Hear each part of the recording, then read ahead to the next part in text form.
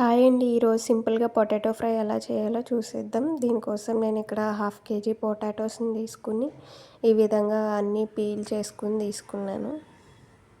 అన్నీ పీల్ చేసుకున్నాక నీట్‌గా వాష్ చేసుకుని ఒక ప్లేట్లోకి తీసుకోవాలి. తీసుకున్నాక ఈ విధంగా చిన్ని చిన్ని ముక్కలుగా కట్ చేసుకోవాలి పొటాటోస్‌ని. ఇలా అన్ని పొటాటోస్‌ని కట్ చేసుకుని తీసుకోవాలి. ఈ పొటాటో ఫ్రై చాలా సింపుల్ అండి. ఎంతోసేపు పట్టదు. ఒక 15 మినిట్స్ అలా పడుతుంది అంతే. చాలా త్వరగా అయిపోతుంది. ఇలా కట్ చేసుకున్న పొటాటోస్‌ని అన్నిటిని ఒక ప్లేట్లోకి తీసుకున్నాక ఒక బౌల్లో వాటర్ తీసుకుని అందులో వేసుకోవాలి. అందులో ఉన్న స్టార్చ్ అంతా పోయేంత వరకు వాటర్లో వేసుకొని క్లీన్ చేసుకొని తీసుకోవాలి. తర్వాత స్టవ్ ఆన్ చేసుకుని బాండీ పెట్టుకుని ఒక 3 స్పూన్స్ ఆయిల్ తీసుకోవాలి. ఆయిల్ తీసుకుని ప్యాన్ మొత్తం స్ప్రెడ్ అయ్యాక అందులో 1½ స్పూన్ పచ్చిశనగపప్పు, అలాగే హాఫ్ స్పూన్ ఆవాలు, హాఫ్ స్పూన్ జీలకర్ర వేసుకుని వేయించుకోవాలి. ఈ విధంగా కలుపుకుంటూ శనగపప్పు అంతా వేగేంత వరకు వేయించుకోవాలి. నెక్స్ట్ హాఫ్ స్పూన్ పసుపు వేసుకుని కలుపుకోవాలి. తర్వాత ఇందులోకి వాటర్లో నుంచి తీసిన బంగాళదుంప ముక్కలు ఉన్నాయి కదా, అవి వేసుకుంటూ అన్నీ వేసుకోవాలి.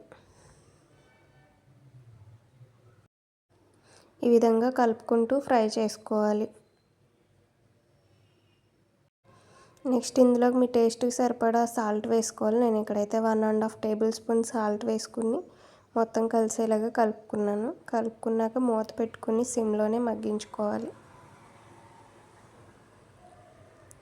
మధ్య మధ్యలో కలుపుకుంటూ ఈ విధంగా మూత తీసుకుని కలుపుకుంటూ ఫ్రై చేసుకోవాలి.